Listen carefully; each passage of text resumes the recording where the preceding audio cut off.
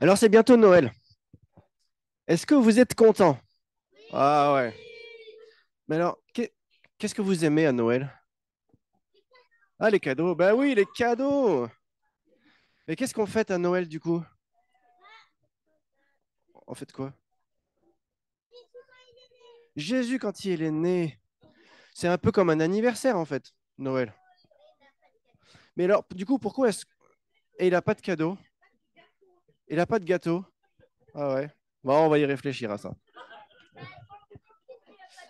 Bon, mais du coup, pourquoi est-ce qu'on s'offre des cadeaux à Noël? C'est dans la joie, ouais, mais quand on fête ton anniversaire, on n'offre pas des cadeaux à tout le monde, il n'y a que toi qui as des cadeaux. C'est normal. Euh, Vas-y, Timothée, pourquoi on offre des cadeaux? Ah, parce que Jésus nous a offert un cadeau. Parce que Dieu nous a offert un cadeau en donnant Jésus. Parce que Jésus, c'est le plus beau des cadeaux. Alors, on va lire un petit morceau de l'histoire de la naissance de Jésus pour se rappeler que c'était le plus beau des cadeaux. On va lire, alors, on va écouter, vous allez écouter plutôt, c'est moi qui vais lire. Mais d'abord, j'ai un travail pour tout le monde. On va retenir un titre. Le cadeau. Oh, pardon. Mais si, ça parle de cadeaux, tu vas voir. Les cadeaux que Dieu a promis, c'est Jésus qui nous les donne aujourd'hui. Est-ce que vous voulez répéter ça avec moi? Les cadeaux que Dieu a promis, c'est Jésus qui nous les donne aujourd'hui. Ah, encore une fois?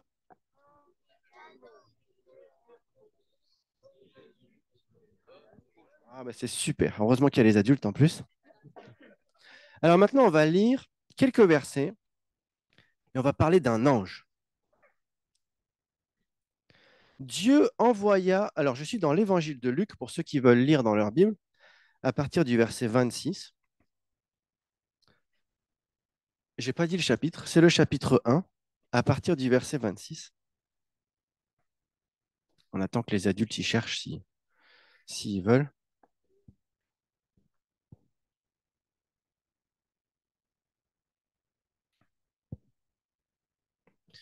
Dieu envoya l'ange Gabriel dans une ville de Galilée appelée Nazareth, chez une jeune fille fiancée à un homme appelé Joseph, un descendant du roi David. Cette jeune fille s'appelait Marie. En entrant dans sa chambre, l'ange lui dit, réjouis-toi, le Seigneur est avec toi et t'accorde sa faveur. Marie fut profondément troublée par ces paroles. En fait, elle a eu peur. Elle se demandait ce que pouvait bien signifier cette salutation. Qu'est-ce que ça veut dire? L'ange lui dit, n'aie pas peur, Marie, car Dieu t'a accordé sa faveur.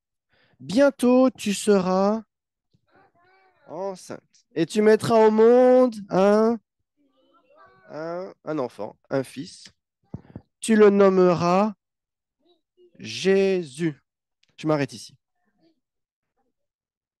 Qu'est-ce que ça veut dire Jésus? Vous savez ce que ça veut dire? J-E. Hop. Alors, c'est difficile à deviner. Ah, Lénaël, tu sais? Oui.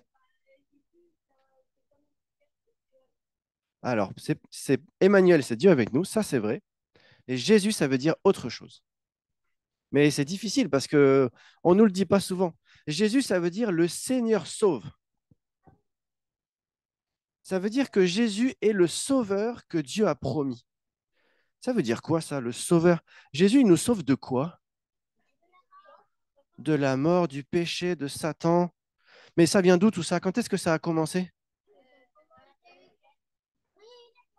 Quand il y a eu la guerre, un petit peu avant. Un petit peu avant la guerre. Ça a commencé quand, le péché? Oui?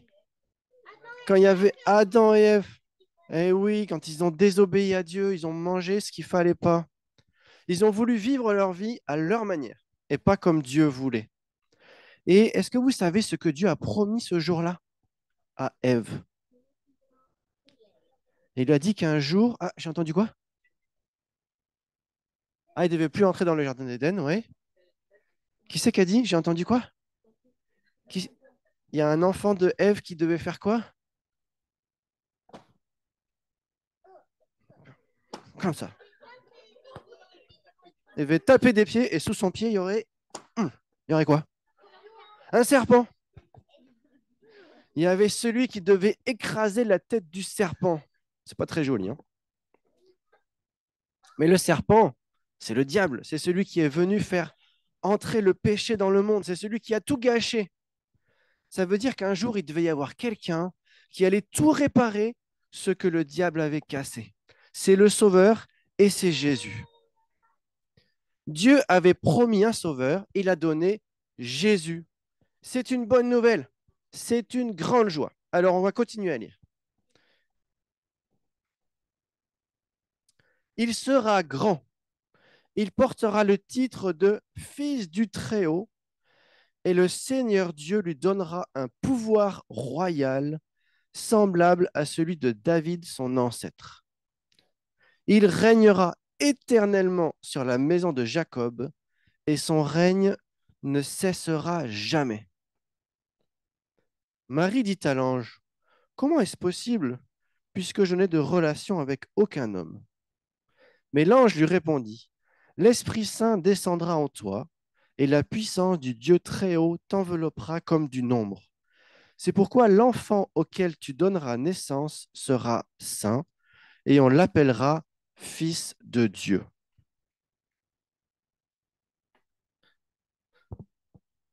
Alors tout à l'heure, Lénaël t'a dit que Jésus, ça veut dire Emmanuel. C'est presque vrai. Jésus, il est le fils de qui? Il est le fils de Dieu, c'est ce qu'on vient de lire. Il est aussi le fils de qui? Et de Marie. Il est les deux à la fois.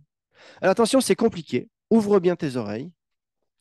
Dans un livre à la maison, il y a aussi écrit accroche-toi à tes chaussettes. C'est un miracle. Ça va? Les chaussettes sont solides? Bon. Alors, ouvre bien tes oreilles. C'est un miracle qu'on ne peut pas vraiment comprendre. Mais Jésus, il est à la fois le fils de Marie, une femme, et le fils de Dieu. J'ai besoin de quelqu'un qui m'aide, s'il vous plaît. Tu peux venir m'aider? Ok, bah tu vas m'aider. Tu vas tenir les deux mains comme ça, très haut. Là, c'est le fils de Marie. Là, c'est le fils de Dieu. Là, c'est un homme comme Marie. Là, c'est un Dieu comme Dieu. Tu vas rassembler tes mains ensemble. Tu les accroches comme ça, là. Voilà. Et on imagine qu'elles sont collées pour toujours, hein. Collées pour toujours. Ok. Jésus, il est à la fois un homme, le fils de Marie, et à la fois un Dieu, le fils de Dieu. C'est un peu compliqué à comprendre. Merci beaucoup.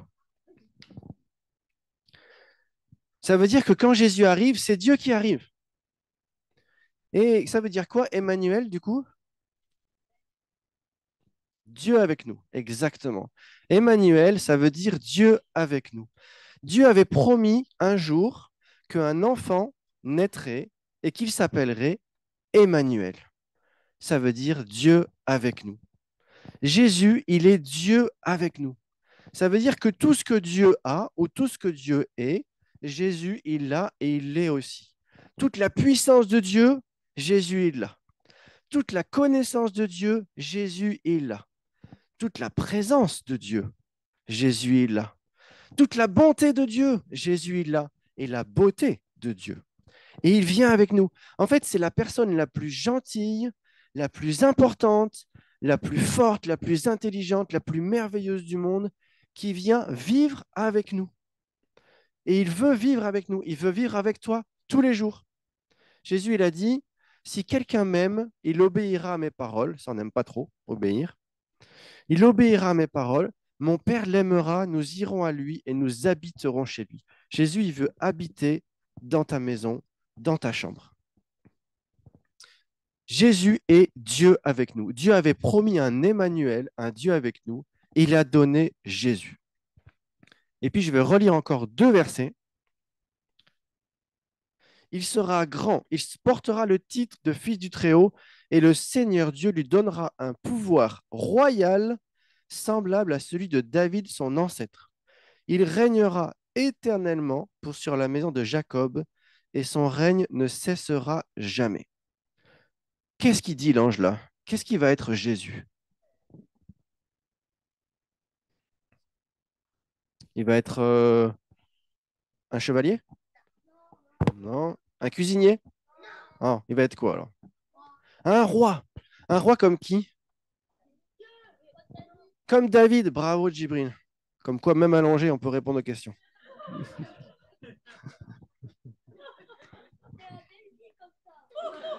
Voilà. Jésus est le super David que Dieu avait promis. Dieu avait promis quelqu'un comme David, mais en mieux, en plus grand. Qu'est-ce que vous savez au sujet de David? Qu'est-ce que vous pouvez me dire? Et on va voir que Jésus a fait plus grand. Qu'est-ce qu'il a fait, David? Il a fait quoi? Allez-y. Il a vaincu Goliath. Il a sauvé son peuple en battant un géant. Et Jésus a sauvé son peuple en battant le diable en personne, en battant le péché et la mort. Jésus a fait beaucoup plus grand que David quand il a battu Goliath. Qu'est-ce qu'il a fait d'autre, David? Ou qu'est-ce qu'il était? Oui, Lénaël? Il était un roi, il était un bon roi, il était un des meilleurs rois que Israël ait eu. Et Jésus est le roi parfait.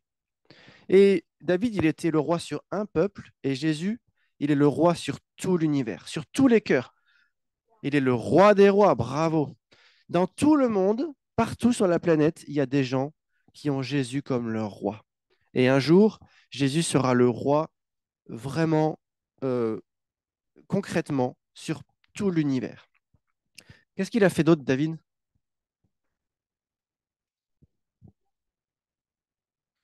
J'entends pas. Alors, à quoi vous pensez à propos de David encore?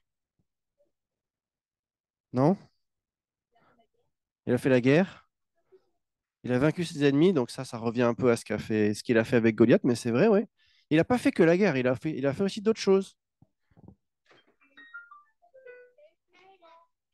Il a écrit des chants, il a fait de la musique. Il aimait tellement Dieu qu'il écrivait des cantiques pour Dieu. Il a écrit ce qu'on appelle des psaumes. Il aimait Dieu et Jésus, il aime Dieu infiniment et Dieu l'aime et Jésus est lui-même Dieu. Et puis David, il a fait quelque chose de moins joli. Je ne sais pas si vous savez. Qu'est-ce qu'il a fait? Tu sais, Alix?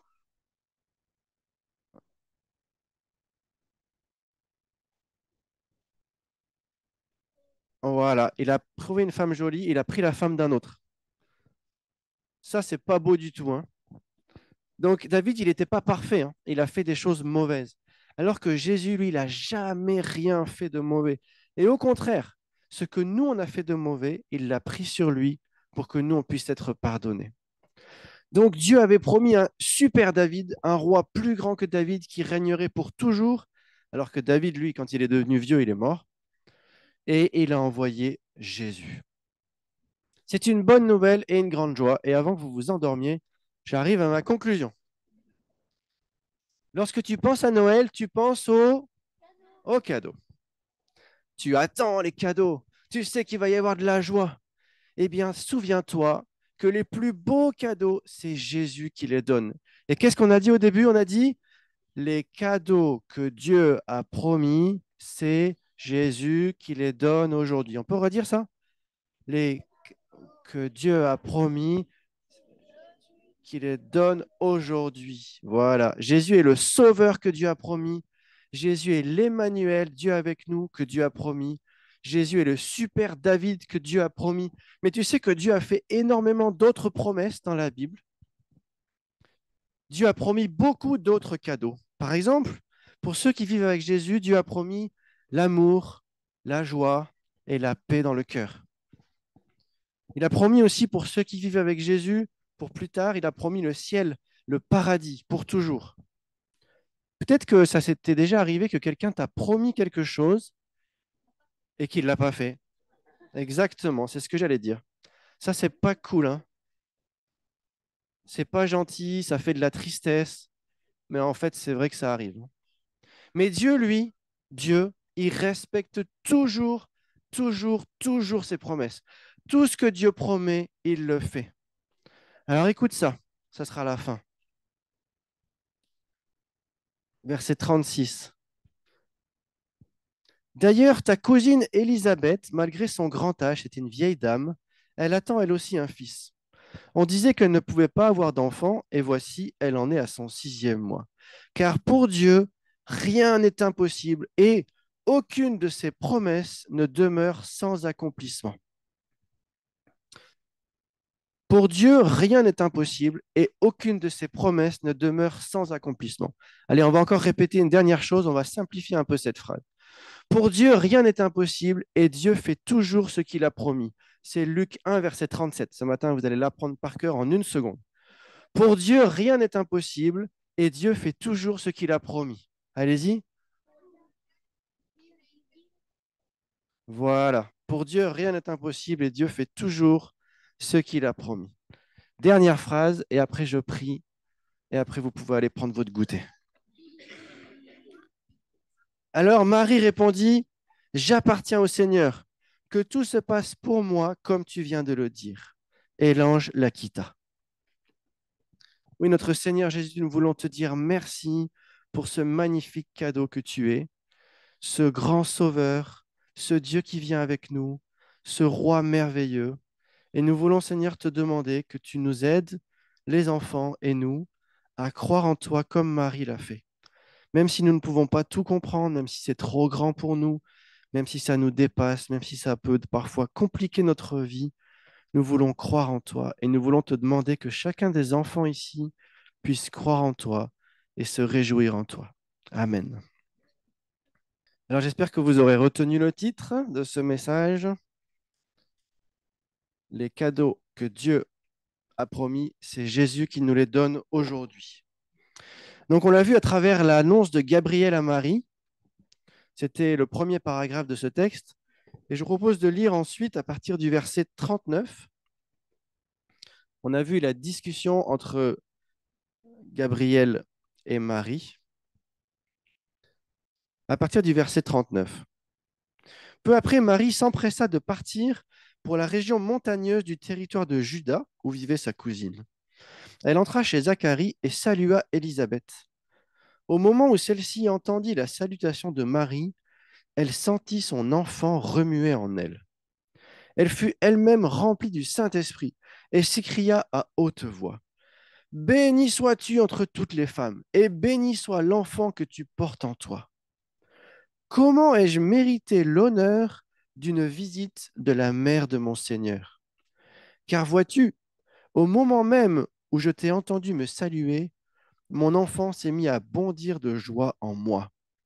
Tu es heureuse, toi qui as cru que la promesse du Seigneur s'accomplira.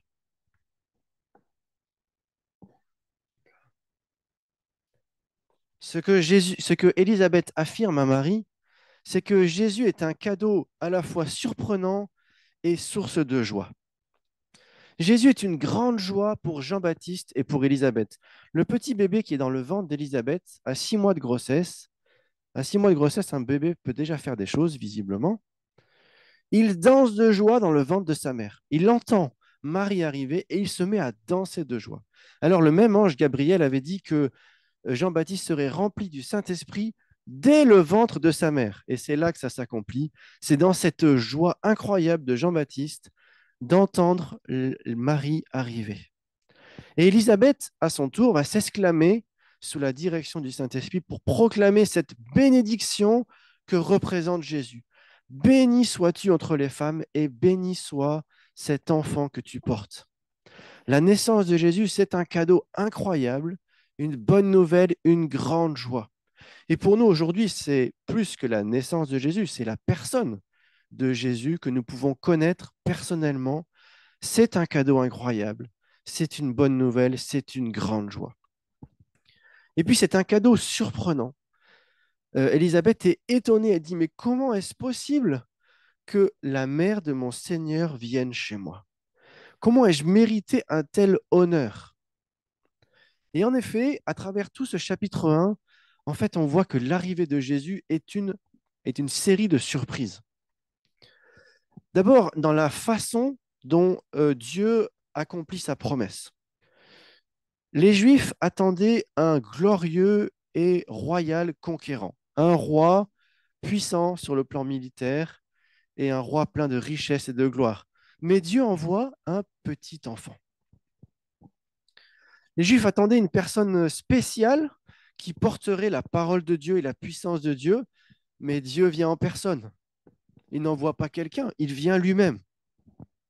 Et puis, qui c'est qui célèbre en premier la venue de Jésus? Ça, c'est original. C'est un bébé qui n'est pas encore né. On avait déjà vu des ânes parler, mais des fœtus danser, pas encore. Je crois que c'est la première fois quand même que Dieu utilise comme porte-parole un bébé qui n'est pas encore né. Et puis par qui ce bébé, Dieu en personne, est-il mis au monde? Par une jeune femme pauvre. Luc a commencé son évangile en parlant d'un homme honorable, un sacrificateur, un homme âgé, expérimenté, un homme qui respectait Dieu, qui obéissait à Dieu. C'était Zacharie, le père de Jean-Baptiste. Et pourtant, il nous montre que cet homme n'a pas eu confiance en Dieu. Et maintenant, celle qui a confiance en Dieu, celle que Dieu choisit pour porter son fils, c'est Marie, une jeune femme pauvre qui habite dans un coin reculé. Quelle ironie. À cette époque, pour ceux qui ont suivi un peu les études sur les femmes, à cette époque, les femmes étaient complètement dévalorisées. Elles n'apprenaient pas la religion juive, elles n'apprenaient pas à lire, elles étaient complètement dévalorisées. Et pourtant, Dieu choisit Marie, et celle qui prophétise, celle qui parle, remplie du Saint-Esprit, c'est une autre femme, c'est Élisabeth. Et puis Marie, dans son cantique, va célébrer le Dieu qui renverse les situations, et c'est ce qu'on va voir maintenant. C'est le cantique de Marie. Marie, c'est ce qu'elle chante. Les cadeaux que Dieu a promis sont déversés en Jésus aujourd'hui, et c'est une surprise. Et je dis déversés parce qu'il y a une abondance, une générosité qu'on peut voir à travers ce chant. Alors, je vous lis des versets 46 à 55, ce qu'on a appelé le Magnificat de Marie. Je crois que c'est en latin. Le premier mot, c'est Magnificat. Marie se mit à chanter. Mon âme déborde de louanges et chante la grandeur du Seigneur. Mon esprit exulte de joie et triomphe en Dieu, mon Sauveur, car il a bien voulu jeter les yeux sur son humble servante. C'est pourquoi dans tous les âges à venir, on dira que je suis la plus heureuse des femmes, car le Tout-Puissant a fait pour moi un grand miracle. Saint est son nom. Il témoigne sa bonté de génération en génération à tous ceux qui le révèrent. Il est intervenu avec toute sa puissance pour disperser ceux qui portent dans leur cœur des desseins orgueilleux. Il a précipité les puissants de leur trône, mais il a élevé les humbles au premier rang. Il a comblé de biens ceux qui étaient affamés et renvoyé les mains vides ceux qui étaient riches et satisfaits. Il a pris en main la cause d'Israël, du peuple qui le sert, et il est venu à son secours. Il s'est souvenu de sa bonté envers Abraham, et il n'a pas oublié de la manifester à ses descendants. Il a tenu la promesse qu'il avait faite à nos ancêtres. Sa parole demeure à jamais.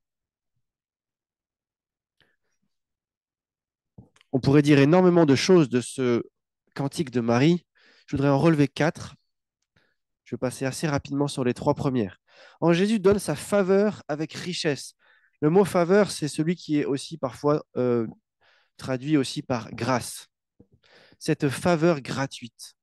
C'est une immense faveur que Marie a reçue, elle qui était une femme quasiment anonyme, pauvre, aux yeux de beaucoup sans doute insignifiante. Elle a reçu cette faveur de porter le Fils de Dieu. Et c'est une immense faveur que nous avons reçue, ou plutôt c'est une immense série de faveurs que nous avons reçues lorsque Jésus est venu comme notre Sauveur. On peut penser par exemple à différentes facettes du salut que Jésus nous a offert. Nous avons été purifiés, nous avons été pardonnés, nous avons été réconciliés, nous avons été adoptés, nous avons été glorifiés, et on pourrait allonger la liste. Jean dit dans son évangile, chapitre 1, verset 16, nous avons tous été comblés de ses richesses. Il a déversé sur nous une grâce après l'autre. En Jésus, Dieu donne sa faveur avec richesse. C'est ce que dit Marie. Je célèbre Dieu parce qu'il a regardé avec faveur mon humilité, parce qu'il m'a élevé, il a fait de grandes choses pour moi. En Jésus, Dieu déploie sa puissance. Et c'est ce que dit Marie. Dieu a déployé la force de son bras. Dieu a déployé sa puissance. Dieu a dispersé ceux qui avaient dans le cœur des pensées orgueilleuses. Alors nous avons vu le miracle de la conception virginale de Jésus, un peu compliqué, le fait que Marie a été enceinte en restant vierge par l'action du Saint-Esprit. Nous avons vu le miracle, nous avons essayé d'expliquer le miracle de l'incarnation, c'est que Dieu, Jésus est à la fois pleinement Dieu et pleinement homme. Jésus a fait aussi beaucoup de miracles. Je pense que on a l'habitude de le comprendre quand on lit les évangiles. Mais le plus grand miracle, celui qu'on chante parfois avec le chant qui dit un si grand miracle, c'est que Jésus a porté nos fautes sur la croix, qu'il est mort pour nous et qu'il est ressuscité. Et ce miracle, il est inaccessible aux orgueilleux. C'est impensable pour des gens qui sont baignés par la pensée du monde et en particulier du diable, de comprendre comment un sauveur peut s'abaisser jusqu'à mourir sur une croix pour sauver l'humanité. Paul disait dans sa lettre aux Corinthiens, cette folie de Dieu est plus sage que la sagesse des hommes. Cette faiblesse de Dieu est plus forte que la force des hommes. Et justement, dans la suite de son cantique, Marie parle de tous les renversements que Dieu opère. En Jésus, Dieu renverse les situations. Il a fait descendre les puissants de leur trône et il a élevé les humbles. Il a comblé de biens ceux qui étaient affamés et il a renvoyé les riches les mains vides. Et c'est ce que Jésus a fait en fait. En Jésus, les riches et les puissants selon ce monde deviennent abaissés et pauvres devant Dieu. Jésus a raconté une histoire un jour en disant, à quoi sert-il à un homme de gagner le monde entier s'il perd son âme? Et il a raconté une histoire de celui qui avait fait plein de réserves en disant, mais en fait, tu n'es pas riche devant Dieu. Et à l'inverse, en Jésus, les humbles et les affamés, les petits, les pauvres et les faibles sont restaurés et rassasiés. C'est à la fois une réalité dès aujourd'hui dans le domaine spirituel, les richesses que Jésus déverse, il les déverse sans distinction, mais c'est souvent les petits, les pauvres, les faibles qui les reçoivent en premier parce qu'ils savent à quel point ils ont besoin de l'aide de Dieu. Et c'est aussi une promesse pour le retour de Jésus lorsqu'il rétablira toutes choses et qu'il établira la justice. Parce qu'il faut bien reconnaître que souvent, les riches et les puissants, ils ne sont pas arrivés comme ça de manière très honnête. Pas toujours, mais souvent. Mais je voudrais surtout qu'on s'attarde au dernier verset. En Jésus, Dieu accomplit ses promesses envers Abraham. C'est ce que Marie chante. Dieu s'est souvenu, il est venu secourir son peuple Israël, il s'est souvenu de ses promesses envers Abraham et tous ses descendants. Alors, on retrouve les promesses de Dieu à Abraham dans la Genèse, au chapitre 12, au chapitre 17, au chapitre 22. Dieu a promis plusieurs choses en fait à Abraham. Et toutes ces choses que Dieu a promis, Jésus les a accomplies. Jésus a promis à Abraham une descendance, c'est-à-dire une grande famille. Et Jésus a créé par son salut une grande famille. Nous sommes tous une grande famille composée de gens de différentes sortes et de différentes nations. Cette grande famille que Jésus a créée, elle va beaucoup plus largement que juste un peuple. Elle s'étend sur tout le monde. Dieu avait promis à Abraham sa présence. Il avait dit, je ferai mon alliance avec toi et je serai votre Dieu. Sa présence avec Abraham. Et Jésus, c'est ce qu'on a vu, il est Emmanuel, il est Dieu avec nous. Il est venu offrir sa présence pleine et entière. Et puis, Dieu avait promis à Abraham un pays, un endroit merveilleux, un endroit pour s'installer, un bel endroit. C'était la promesse de Dieu à Abraham. Et Jésus nous promet aussi, en quelque sorte, un pays. C'est à la fois une promesse pour maintenant, dans le sens où, finalement, partout dans la terre, il y a des gens qui appartiennent à Dieu et on peut dire que Jésus règne sur toute la terre à travers cela. Mais surtout, il y a le pays promis, le lieu de délice, le lieu éternel de la présence de notre Seigneur qui sera bien meilleur que n'importe quel pays avec toutes ses richesses. Et puis, Dieu avait promis à Abraham d'être une bénédiction pour toute la terre. Et Jésus a bien été cette bénédiction pour toute la terre. Celui qui vient gratuitement offrir la réconciliation avec Dieu, le salut, l'espérance, la restauration. Et c'est maintenant à travers nous que Dieu offre sa bénédiction. Il avait dit à Abraham, à travers ta descendance, toutes les nations seront bénies. Et nous sommes les descendants d'Abraham et nous sommes surtout aussi les enfants de Dieu. Et à travers nous, Dieu veut offrir sa bénédiction. Alors, continuons à rayonner de Jésus et à transmettre cette bénédiction de qui est Jésus. Et j'arrive à ma conclusion. Les cadeaux que Dieu a promis, recevons-les en Jésus aujourd'hui. Jésus est le sauveur que Dieu a promis. Jésus est l'Emmanuel, Dieu avec nous, que Dieu a promis. Jésus est le super David que Dieu a promis. Jésus est une grande source de joie. Jésus est un cadeau surprenant. En Jésus, Dieu donne sa faveur, sa grâce avec richesse, avec abondance. En Jésus, Dieu déploie sa puissance. En Jésus, Dieu renverse les situations. En Jésus, Dieu accomplit ses promesses envers Abraham.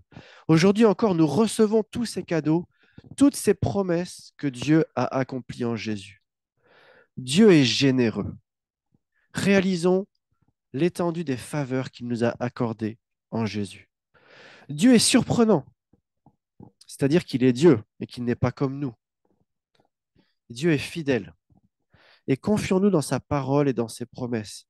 Appuyons-nous sur ce qu'il dit pour aujourd'hui, pour demain, pour l'éternité, parce que c'est bien une des idées principales de ce texte, et je voudrais conclure par cela.